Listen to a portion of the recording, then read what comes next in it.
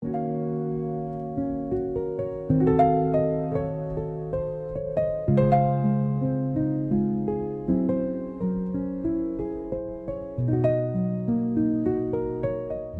dia, boa tarde, boa noite, malta porreira que nos acompanha semanalmente. Bem-vindos ao episódio número 5 da terceira temporada do Make Sales Great Again. Este podcast feito que olha para temas de Coimbra com um olhar diferente. Eu chamo Roberto Lucas e estou aqui muito bem acompanhado pelo caríssimo José Duarte.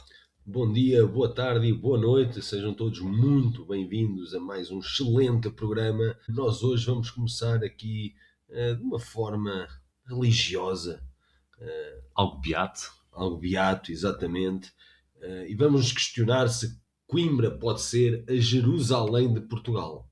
Ui, vais ter de explicar isso melhor. Principalmente nos tempos que Nos tempos que correm, correm. convém dar um bocado mais de contexto aí a esse tema, se calhar. Surgiu-nos aos nossos ouvidos, aos nossos sensíveis ouvidos que captam tudo o que se passa nesta cidade, que poderá haver, ou haverá mesmo, não é?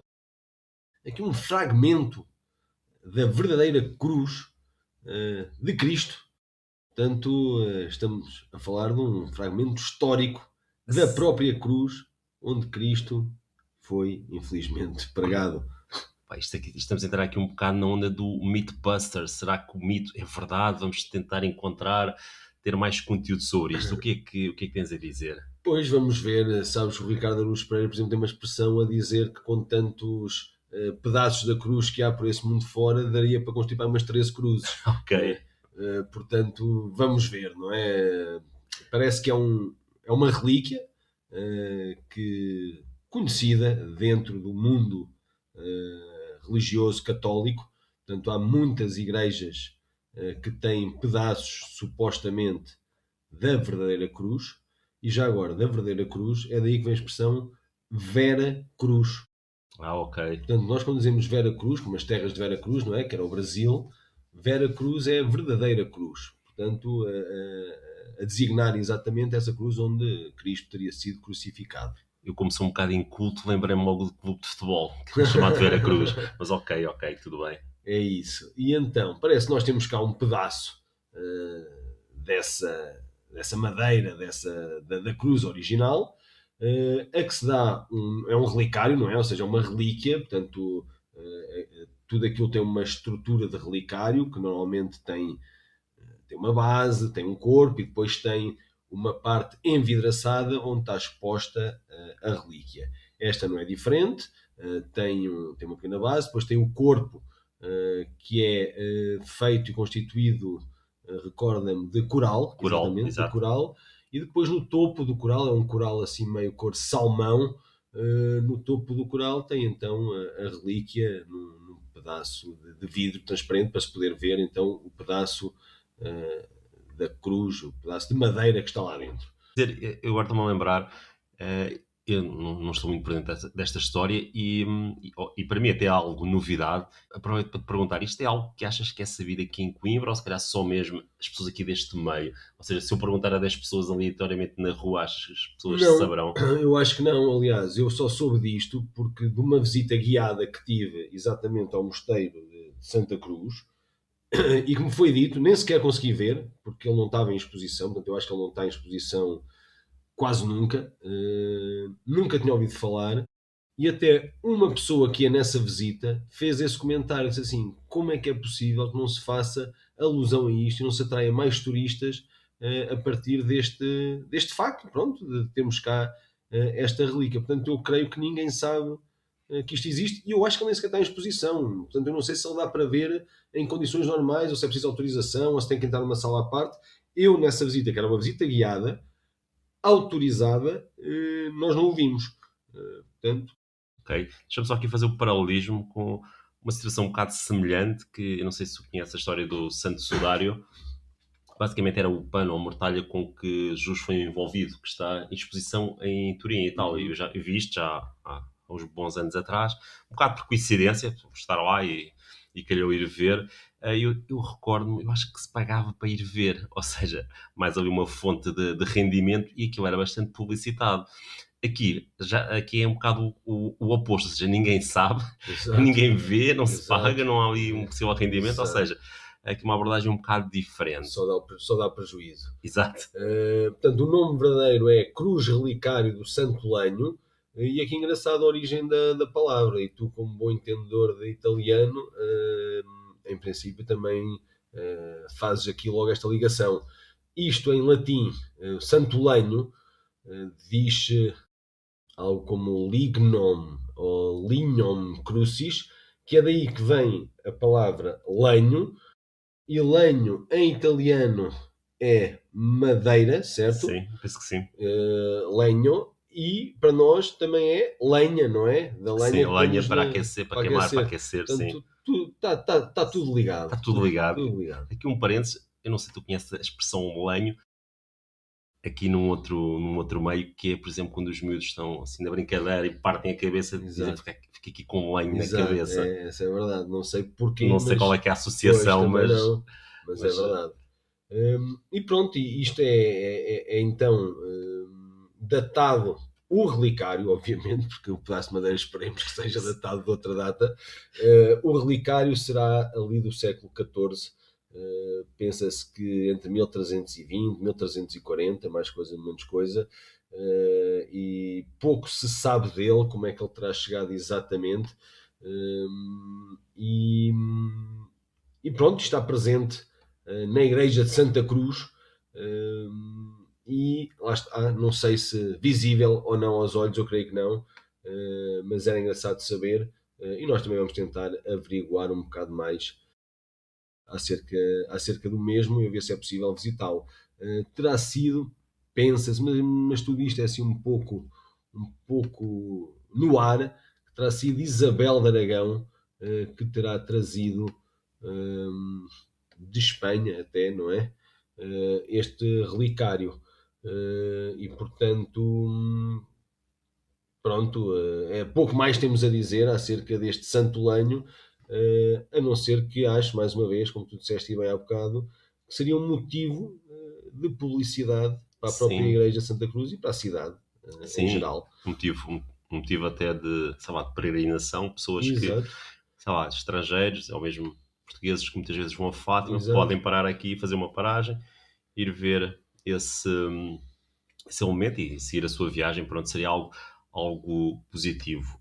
Nós não conseguimos juntar assim muita mais informação, deixamos calhar aqui o nosso apelo, caso tenham mais conhecimento sobre isto, estejam à vontade para partilhar connosco no nosso Instagram ou mesmo no Spotify, que nós depois posteriormente partilharemos então essa informação. Com isto, eu diria que passamos aqui já para o segundo tema, já falámos aqui um pouco sobre a vertente mais religiosa, a tua veia mais beata. Se calhar vamos voltar aqui às origens, que é mesmo, vamos falar de comida no tema 2. Então, Impecável. já estava a demorar muito, Já estava a demorar estávamos com muito, saudades. então vamos ter de falar de comida. E aqui, falando de comida, vamos também olhar para aqui algo existente em Coimbra, não é específico de Coimbra, por acaso ou não, tem aqui uma conexão com o tema anterior, ou seja, o país Itália, como há bocado mencionaste, e o que queremos falar é nem mais nem menos do que gelados. Mais concretamente, pois, apesar de estarem num um bocado de mau tempo, mas não tem de ser verão para comermos gelados. O que queremos falar mesmo é então aqui da gelataria Dopo. Esta gelataria que existe aqui em Coimbra, neste caso até já existem dois sítios, não é? Aí na Baixa É, e ali no bairro, no bairro penso do eu. Matos, exatamente. E então tínhamos aqui esta temática da comida para trazer, não podíamos deixar passar uma oportunidade de falar de comida e neste caso falar aqui também um pouco do conceito aqui associado à gelataria, mesmo do conceito de gelado, que tu estiveste aqui a pesquisar um pouco, certo? É sim, vamos entrar aqui um bocado no mundo das geladarias, e eu prefiro dizer geladarias do que gelatarias, porque geladarias vem originalmente do português gelado. Ok, gelataria, que é uma conversão É assim uma meio chinesada, conversão, é? é uma conversão do italiano, gelateria. Ok, E portanto tem, obviamente, depois a origem, penso eu que latina, não é? Há de dar para os dois vem, sentidos e sim. até deve ter lá o T em vez do D. Mas originalmente o português seria geladaria. Aqui, em particular, a DOPO, ela foi fundada em 2022 por Fernando Castelo Branco e já vinha atrás com outro projeto que é também bastante conhecido, que é a COSI, ali no Quebra-Costas, Uhum, e depois, entretanto, separou-se desse projeto e lançou um projeto, esse da COSI eu creio que era com um sócio, e acho que este novo é individual, a DOPO, ali na Praça do Comércio, com muito sucesso, às vezes com filas, mesmo no inverno. sim. Eu estive lá em dezembro e tinha. Dezembro, foi em dezembro, novembro ou dezembro, não interessa, e com fila à porta, quer dizer. Sim. A própria localização, aquilo vai-se ponto de passagem obrigatório para os turistas, ou seja, aquele caminho que se faz ali Exato. é quase obrigatório, então facilmente se amontoam ali várias pessoas à porta para comprar então aqui um geladinho. E portanto, um bocado levado por essa fama e por esse sucesso, acabou por abrir. E ele tinha outras propostas e outras ideias que seriam comercialmente à partida mais fáceis e certamente com certezas de sucesso, mas ele fez uma jogada arriscada, mas que não deixa de ser de aplaudir. Foi para o bairro Norte de Matos. Ele justificou um bocado a dizer: epá, não, eu vou para um sítio da cidade. A Dopo faz parte da cidade. E, portanto, em vez de se meter num centro comercial ou de se pôr numa zona só de passagem de turistas, onde se possa, onde facilmente conseguir atrair milhares de pessoas, ele decidiu arriscar contra o próprio negócio, não é? Portanto, é preciso ver aqui esta perspectiva quase social de devolver à cidade aquilo que acha que a cidade Sim, lhe deu a ele também. E então foi para o bairro também está em franca expansão, não é? Em termos de habitacional, até já falámos disso aqui num outro episódio, quando falámos da origem os dos nomes. nomes do bairro. E, portanto é interessante ver esta aposta dele num sítio que à partida não seria o mais evidente, não é? Exato. Diria que se calhar a escolha mais óbvia seria se calhar um Alma, um Fórum, possivelmente teriam, por um lado, um custo maior pelo espaço físico, mas se calhar também iriam ter assim mais retorno. Acho que é de aplaudir esta ação assim mais quase que bom samaritano, ou seja, devolver aqui um pouco à cidade. Não deixa de parecer um bocado arriscado, mas acho que é de bastante valor. Tu tens aí alguma coisa a falar das origens do gelado? Eu sei que ele começou, daqui das pesquisas que nós fizemos, supostamente na China. Engraçado que já se misturava neve. Epá, e agora aqui a tua sobremesa preferida, Arroz. que é neve com arroz e leite para Pá, criar uma sobremesa fria. isto era os primórdios do arroz doce. Exato, Faltava só aqui o açúcar. tu vais ter que experimentar isto, pá, vais ter que Opa, meter, sim, não digo neve, mas vais ter sim. que meter um gelado Isto é no. sobremesa de pobre. É gelado com arroz e leite. Exato. É Eh, mesmo. e pronto, claro, obviamente isto não é o gelado no sentido que nós conhecemos atualmente, mas pronto, as primeiras experiências com neve, aliás, obviamente teria que ser algo natural e não Sim, fabricado. É engraçado que aqui em Portugal havia uma fábrica de gelo, sim. eu diria, eu já não sei bem exatamente onde, mas aí a uns 100 km de Lisboa, coisa do género, para norte. E o que é que eles faziam? Eles tinham uns socalcos de pedra na serra, lá em cima, numa serra que eu não sei precisar qual. Nesses chocalcos, a água da noite, do orvalhar, das chuvas, do que quer que fosse, ficava contida nesses chocalcos que tinham centímetros de altura, muitos poucos centímetros, tinham uns 4 ou 5 centímetros de altura, gelavam durante a noite, eles iam lá acima, partiam o gelo, metiam em carroças, nessas carroças ia para um silo de pedra gigantesco, nesse silo mandavam lá para baixo esse gelo partido, desse gelo partido eles prensavam-no para ele ficar mais condensado e dessa forma Sim, durar mais tempo, tapavam-no com palha e ele ali ficava até encher o silo e depois retiravam-no, cortavam blocos de gelo, como nós conhecemos aqueles blocos sim. muito grandes que se vê nos filmes e tudo mais. Esses blocos iam em carroças, metiam enfardados com fardos Olha, de palha, para tentar evitar ao máximo o descongelamento, e daí ia para a corte em Lisboa, fazia o trajeto de carroça, para quê? Exatamente para fazerem pequenas experiências de gelados ok. e coisas do género.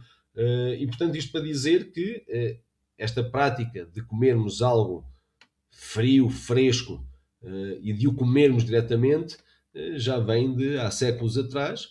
Claro, aprimorou-se agora com as técnicas de cozinha que temos Sim. atualmente, obviamente. Mas aqui um ponto interessante que eu nunca tinha pensado muito bem quando é que teriam surgido então estas sobremesas, ou seja, por exemplo, estas sobremesas assim mais geladas, mais frescas. Qual é que era a origem? Ou seja, isto muitas vezes são acasos que acontecem e aqui da pesquisa que nós fizemos, basicamente, há registros históricos que datam de por volta do ano 2000 a.C. na China. Ou seja, já há bastante tempo mesmo. Não deixa de ser interessante. Mais uma vez, veio da China, mas acaba por ter aqui então um ponto interessante. Pois eu, entretanto, estava aqui a fazer uma pesquisa assim, aqui na Wikipédia, sobre a Real Fábrica do Gelo, era assim o nome. Era na Serra de Monte Junto, ok? Portanto, cerca de Lisboa, e consta que terá sido inaugurada em 1741. Isto para dizer então que no século XVIII, em Portugal, já se brincava um bocadinho aqui com o gelo, para fazer, não só para gelar algumas comidas, mas também para fazer algumas experiências com o próprio gelo, e comê-lo. E portanto, isto para, estamos a falar de 300 anos, pelo menos em Portugal, que já há, que se saiba, pelo menos fabricado, um domínio sobre o gelo, e fabrico de gelados, obviamente muito diferentes daquilo que nós conhecemos atualmente. Nós a falarmos aqui da DOPO, não é? Portanto, que é o título do nosso tema. Eu acho, pá, daquilo, pá, todos nós comemos gelados, todos nós sabemos dar a nossa opinião acerca de gelados, não é? Eu acho que a DOPO, para mim, são os melhores gelados que eu já comi na vida. E tenho sempre aquela sensação, mas isso é um bocado da sina de Coimbra, e eu tenho uma teoria que também posso aqui perorar sobre ela, Queremos ouvir, queremos ouvir. que é: Coimbra nunca consegue exportar as suas coisas boas em termos de restauração. E a minha teoria é porque não tem indústria. Isto é a minha teoria, ou seja, toda a gente conhece restaurantes em Aveiro, toda a gente conhece restaurantes em Leiria, toda a gente conhece restaurantes, às vezes, em sítios completamente recônditos, e falam da taberna do Pai Tomás, que é muito boa, que serve um cabrito, que... E malta que faz 5 km para ir almoçar, se Exato. for preciso. E Coimbra não tem essa fama, apesar de já ter muito boa restauração. Se fosse há 20 anos, eu diria que não tinha. Tínhamos para aí 5 restaurantes decentes. Atualmente isso não é verdade. Temos muito boa restauração. Aqui, em particular, os gelados da DOPO. E eu acho que é isso: não temos indústria, portanto não há pessoas que visitam diariamente Coimbra em termos de nacionais. Portanto, pessoas que depois vão, e vão jantar fora, vão almoçar fora com o pessoal da empresa, porque vêm visitar, vão visitar os camionistas, as pessoas comerciais, que depois até regressam a casa e assim: pá, nem sabe onde é que estive hoje, pá, estive em Coimbra, comi no tal sítio, não sei o quê, e é do boca a boca que se faz estas Sim. famas. E Coimbra não tem esse boca a boca, porque a informação não sai de Coimbra, porque não há pessoas a circular, digamos assim, em Coimbra, vindas de fora. Sim, há aqui dois pontos. Um, se calhar o que muitas vezes é mencionado é o leitão, mas é nas proximidades, Exato, ou seja, não exato, é exatamente a mesma coisa, mas muitas vezes é mencionado, Coimbra, e tal, leitão e tal, exato. bastante porreiro. E outro ponto que eu acho que pode estar relacionado com isto, não sei se aqui causa consequência até, é tu não ter assim um prato típico que tu dizes: olha, este é o prato de Coimbra. Por exemplo, tu vais, sei lá, agora estava a falhar o nome do sítio da sopa da pedra, é Almeirim, Almarim. Nós passámos lá aí há umas semanas. Aquilo é o sítio da sopa da pedra, exato. ponto. E aquilo é, pá, no, E no fim do mundo, aquilo não se passa nada ali. aqui devia ser os ossos, não é? Os ossos Sim, é o prato de Coimbra, digamos. Acho que não há ossos em mais lado nenhum, pelo menos não há ossos na forma como nós os vemos aqui na cidade, em que realmente há restaurantes dedicados só aos ossos, e já temos três pelo menos.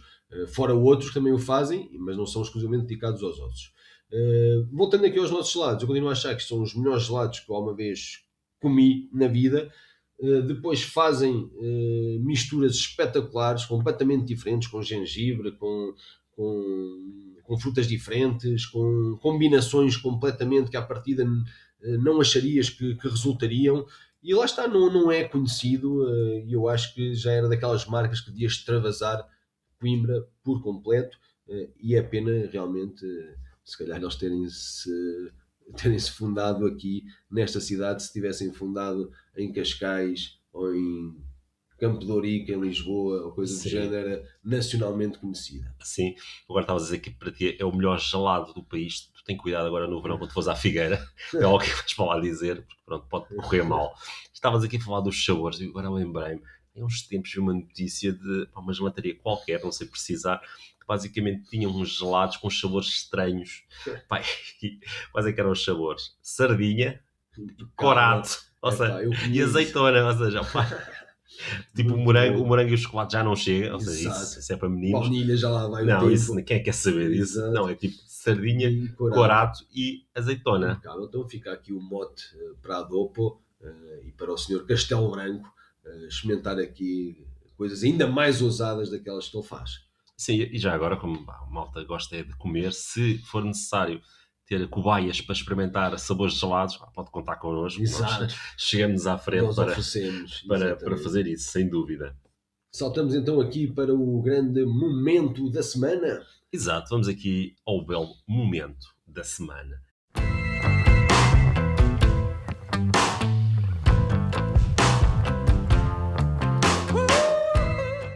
Este momento da semana tem aqui uma assinatura particular, que muito aponta na minha direção, e eu acho que já não é a primeira vez que eu levanto aqui uma questão que, se calhar até de conhecimento geral, mas que para mim foi assim um bocado, não é estranho, não é que seja estranho, mas pá, deu-me que pensar que está então aqui associado à Universidade de Coimbra e à Biblioteca da Universidade de Coimbra. Então eu descobri há pouco tempo que é prática comum haver morcegos na biblioteca da universidade para basicamente combaterem aqueles pequenos bicharocos que estão lá que podem estragar os livros.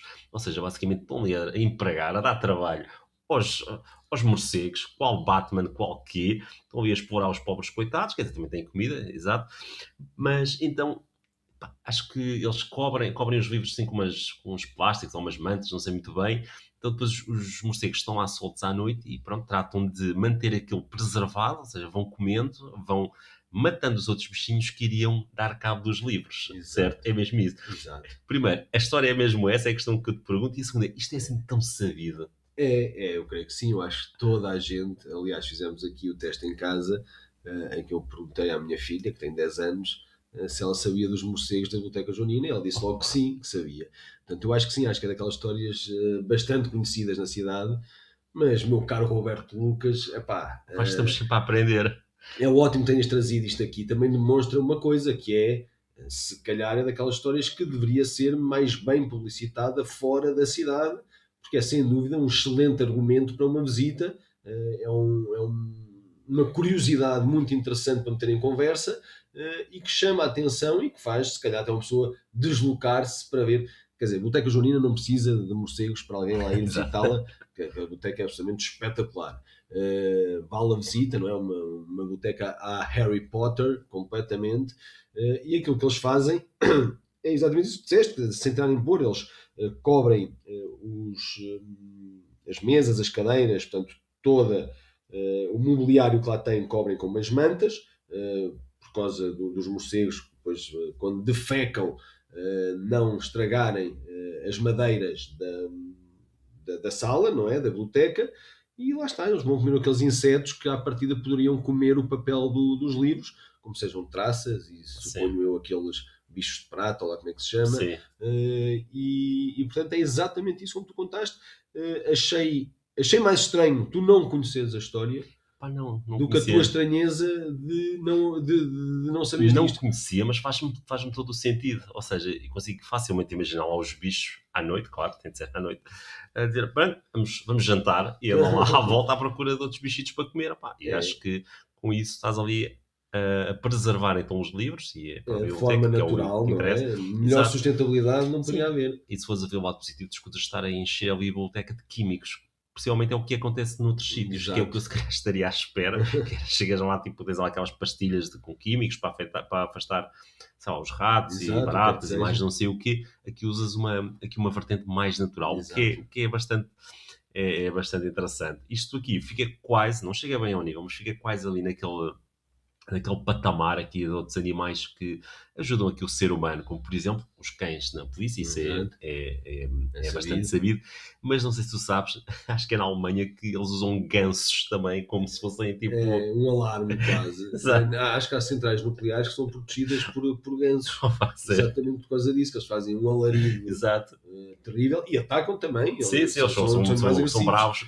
Exato. Pá, não deixa de ter sua Pronto, piada. nós temos morcegos, lá está. Opa, Também tem mais uma coisa engraçada, não é? Que é a associação à universidade, que é os sim, morcegos, que é os estudantes com as pois é, capas e tudo exato. mais. Portanto, aqui tudo faz sentido e, mais uma vez, acho que se poderia explorar melhor esta curiosidade para ganhar publicidade. Sim, para ajudar aqui a vender um bocado mais a ideia da Vender, cidade, acho que é sim. isso. Acho Era aquilo que falávamos aqui também há uma semana, que é. Falámos com os cafés FEB, sim, por exemplo, já agora ao qual fizemos uma visita que atempadamente estamos a preparar. estamos a preparar para vos falar dela, e que é vender as narrativas, não é? Vender as histórias. E Coimbra nisso é realmente epá, é terrível. É das piores cidades que eu conheço a vender-se, Não se promove. porque não se promove, porque descansa ali à sombra da bananeira com, neste caso, da velha torre da Sim, universidade e deixa-se estar. Mas pronto, obrigado por trazeres aqui este assim, tema. pá, achei interessante. Olha, e, pá, e já agora, se alguém souber mais alguma curiosidade semelhante a esta, estejam à vontade para partilhar connosco. Nós gostamos aqui destes temas assim mais sui generis, não Exato. sei. Ok, com isto, passamos aqui para a nossa recomendação da semana. A nossa recomendação da semana vai ao encontro aqui do Ceira Rock Fest, que é um festival de música rock aqui em Ceira, aqui mesmo ao lado. Já faz 20 anos, pá, 20 anos, brutal. pá, é incrível. Tive a possibilidade de ir lá, penso que foi o ano passado ou há 2 anos. Pá, por acaso altamente, assim, um ambiente Um assim ambiente mais diferente, alternativo, exato. mas muito, muito porreiro, assim. Penso que ele é baseado numa associação, do que eu me recordo, mas pá, um espírito muito fixe. Exato. Ele ia tentar criar algo aqui para a comunidade. Fica então aqui a nossa recomendação com alguns nomes já conhecidos que tu vais aqui partilhar. É assim, nós vamos. As portas abrem às 18 horas. Eu penso que o primeiro concerto é ali por volta das 19, se não me engano. Vá lá Cobra Fuma, grande banda. Vitor Torpedo and the Pop Kids. Traz os Monstros, pá, que eu sempre adorei este nome. Sigo esta banda há alguns anos e nunca tive a oportunidade de a ver. Pá, eu acho que a vou ver finalmente. Acid e depois a tua banda preferida de todas. Sim. Emma Thomas. Opá, acho que o nome está genial, a sério. Acho que se tivesse uma banda tinha de dar este nome, a sério. Acho que está bem sacado. Exato. Portanto, é um. Aqui às portas de Coimbra, 7 de março, portanto, já este sábado, Ceira Rock Fest, por cima, a comemorar 20 anos. Tem uma coisa engraçada que eles dizem que vão fazer 2 ou 3 concertos no bar. Sim, Nós acho lá estivemos. Aquele que bar tem 2 metros quadrados, portanto, eu não sei como é que vão fazer o concerto. Estou muito curioso para ver. sim. Aquilo é quem os primeiros que chegam são os que conseguem entrar, o Consegue resto entrar, deve exato. ficar à porta, mas opá, Vamos ver. acho que o Bom, espírito é porreiro, de exato, certeza. é isso mesmo. Ok. Olha, com isto, saltamos aqui para o último ponto da nossa agenda, aqui vou dar um toque quase corporativo, que é a recomendação musical. Recordando então, nós temos sempre aqui uma recomendação musical com o nosso battle aqui de músicas ou autores aqui relacionados com Coimbra, e neste caso calhou-te a ti a seleção. Foi, e eu lembrei-me de um que eu adoro. Isto faz parte do meu imaginário infanto-juvenil. Joanne e o amendoim saltitante. Epá, as recordações que isto me traz. Mais uma banda com um nome brutalmente insaltitante. Epá, eu recordo disto, obviamente, perfeitamente. Eu sei as músicas todas de cor e salteado, trás para a frente, frente para trás. Desta banda, que eu nunca percebi se é de um homem só, se tem uma banda por trás. E que era um bocado o Zenapá 2000 de Coimbra. Ok. Todas as músicas eram assim no gozo, todas com bastante ironia, todas com bastante humor. A mais conhecida que catapultou para a fama na cidade é esta que eu te peço gentilmente para pôres aqui a tocar, que é o Órgãos Genitais. Ai, ai, ai, coitados dos meus órgãos genitais.